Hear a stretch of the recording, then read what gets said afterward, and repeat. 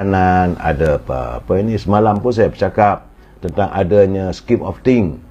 Ini dalam tanah air kita, saudara, mereka daripada parti pembangkang untuk menyokong pimpinan kerajaan. Tapi bagaimana akhirnya tadi Datuk Iskandar Zulkarnain Abdul Khalid, ahli parlimen Kuala Kangsar, telah pun digantung keahliannya oleh Bersatu selama tempoh 4 tahun. Kerana apa? Menyokong Datuk Anwar Ibrahim. Dia tidak dipecat, tapi digantung, saudara. Kalau dipecat, maka dia bebas untuk menyeberang. Tapi bila digantung, tak boleh nak menyeberang. Demikian menurut Sri Agung Bersatu, Datuk Seri Hamzah, yang memaklumkan keputusan itu dibuat selepas jawatan kuasa Lembaga Disiplin Bersatu bersidang semalam. Selepas diteliti dan seharusnya segala bukti, dokumentasi, keseriusan, kesalahan, implikasi serta impak berparti juga surat penjelasan daripada Datuk Iskandar Zulkarnain, Jawatankuasa Disiplin mendapati beliau bersalah di bawah pasal 22(1) Perlembagaan Bersatu. Jadi sehubungan dengan itu, Datuk Iskandar Zulkarnain digantung keahlian beserta semua jawatan dalam parti yang dipegangnya bagi tempoh 4 tahun. Saudara? Sementara itu, saudara, Datuk Seri Suhaili, ahli parlimen daripada Labuan, dalam kenyataannya dia kata keputusannya tetap untuk menyokong pimpinan Datuk Anwar Ibrahim. Sebab itu beliau redha menerima apa saja keputusan daripada pucuk pimpinan Bersatu untuk menggantikannya jawatan sebagai pengurusi perhubungan, saudara, dengan naib Presiden Parti Datuk Radhi Jidin sebagai Ketua Bahagian Bersatu Wilayah Persekutuan. Jadi Datuk Syuali juga pun sudah diambil tindakan, tapi belum tahu lagi sama ada akan digantung atau tidak. Tapi kata Datuk Syuali, dia redha, dia tetap. Jadi nampak gaya macam saya katakan semalam, sebagaimana saya berbual dengan Cikgu Yaya, mantan ahli Dewan Undangan Negeri Pasir Panjang, kami merasakan bahawa Perikatan Nasional sudah pun semakin tenat. Suasana semakin tenat, saya. Dan saya menyangkakan dalam beberapa waktu ini akan ada lagi berita-berita yang menggemparkan di kalangan ahli-ahli. Bukanlah melompat, saya. Kalau melompat, mana kawasan itu kosong. Tapi besar kemungkinan mereka akan beralih sokongan. Dan ini jelas, saya, bila waktu keputusan mau diambil dalam undian bajet peringkat dasar pada hari Khamis lalu, sebelah suara ertinya daripada Perikatan Nasional juga menyokong, saudara. Dalam keadaan begitu, saudara, saya difahamkan bahawa Speaker Dewan Rakyat, ini agak seronok juga, saudara. Speaker Dewan Rakyat Tan Sri Johari Abdul menyatakan bahawa pihaknya, Parlimen Malaysia, akan memaparkan senarai ahli-ahli parlimen yang penting dari menghadiri persidangan Dewan Rakyat. Bagaimanapun perbincangan akan diadakanlah juga dengan ahli-ahli parlimen semua untuk mendapat kata sepakat. Beliau tidak mahu buat keputusan itu seolah ada veto power, saudara. Tetapi beliau akan cuba berunding, dan ini adalah sebagai usaha untuk penambahbaikan kepada sistem demokrasi parlimen yang begitu mulia. Jadi akan datang, kalau dipersetujui, saudara, maka ahli-ahli parlimen yang penting, nama-nama mereka itu akan dihebahkan melalui media sosial. Demikian menurut Speaker Dewan Rakyat Tan Sri Jo, katanya bahawa nama-nama mereka akan dipaparkan. Tetapi itu terpulanglah kepada persetujuan ahli parlimen yang lain. Sebab dia faham ada juga kalangan ahli parlimen yang tak dapat hadir untuk bersidang, menghadiri persidangan parlimen. Mungkin ada urusan resmi di peringkat bahagian ataupun di peringkat kementerian dan sebagainya. Tetapi seandainya mereka mempunyai urusan, mereka harus menghantar surat pemberitahuan kepada speaker. Kalau tak ada pemberitahuan, tak ada apa-apa, tapi masih lagi penting, maka nama mereka akan disiarkan. Cikgu, terima kasih cikgu, ya. Jadi mama, ya, jadi akhirnya kita dapat tahulah siapa yang kaki penting. Barulah besok bila ada pilihan raya akan datang, kita dapatlah buat keputusan nak sokong ataupun tidak.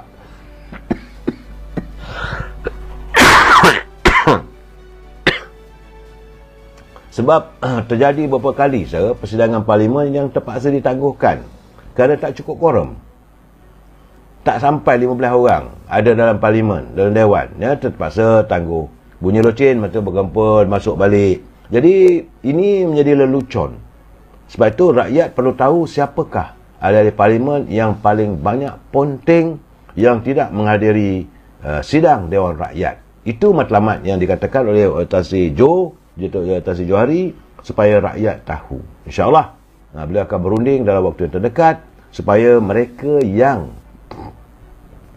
ponteng dari menghadiri sidang Dewan Rakyat itu akan dipaparkan nama mereka melalui ini media sosial. Cikgu kata patut potong elon. Sewajarnya begitu. Tiap-tiap ahli parlimen mereka mendapat allowance bulanan 16,000. Dan kalau mereka hadir persidangan, mereka dapat 500 sehari. Jadi tiba-tiba ponteng. Sepatutnya dipotonglah. Saya pun bersetuju. Satu tindakan yang wajar yang dilakukan oleh Tan Sri Johari Abdul, saudara. Kerana, saudara, insyaAllah, mulai besok kita akan dapat melihat bagaimana ahli-ahli parlimen akan mula membahaskan rang undang-undang perbekalan 2024 yang telah pun diluluskan di peringkat jawatan kuasa, di peringkat dasar telah pun diluluskan pada hari Khamis, dan mulai besok perbincangan akan bermula di peringkat jawatan kuasa. Besok, saudara. Jadi tiap-tiap kementerian itu akan dibedah, akan menghadapi apa sahaja pandangan daripada ahli-ahli parlimen. Sebab itu penting ahli-ahli parlimen kena hadir. Jadi menurut takwimnya bahawa ahli-ahli parlimen akan mengambil bahagian dalam perbahasan rang undang-undang peringkat jawatankuasa ini selama 12 hari. Bermula besok, iaitu 6 bulan hingga 27 November. Iaitu lepas satu kementerian, lepas satu kementerian. Jadi contoh, saudara, katalah Kementerian Pendidikan. Maka besok akan dibincangkan satu persatu bajet yang, jadi pecahan daripada bajet yang sejumlah 393.8 bilion tu, saudara, akan dipecah-pecahkan. Contoh, saya katakan Kementerian Pendidikan dapat sekian banyak. Jadi perbelanjaan itu hendaklah digunakan untuk 1, 2, 3, 4 dan akan dibincangkan. Sebagaimana kata ini Laksmana Imran waktu saya live 2 hari dulu, dia kata sewajarnya menteri-menteri bila dah diluluskan ini berbelanjalah. Malangnya kita tak mahu bila dah diluluskan disimpan dulu, bila sampai hujung tahun nanti bulan November 2024 baru nak dihabiskan bajet itu.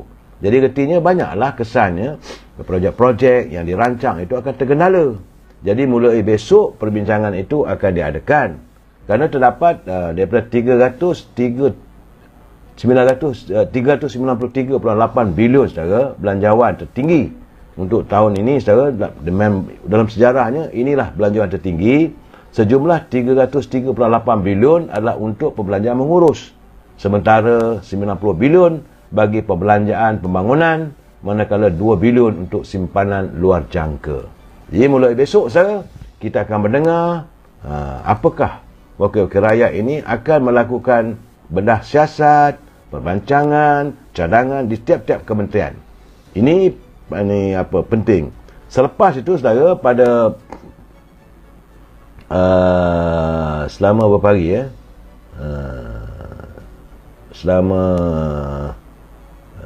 beberapa hari tadi saya sebut tadi, saudara, selepas itu barulah akan diadakan undian sekali lagi. Tapi besok pun ada pengundian, saudara. Tiap-tiap kementerian tu ada undian. Apakah akan ada ini ambush, kita tak tahu. Itu penting tu.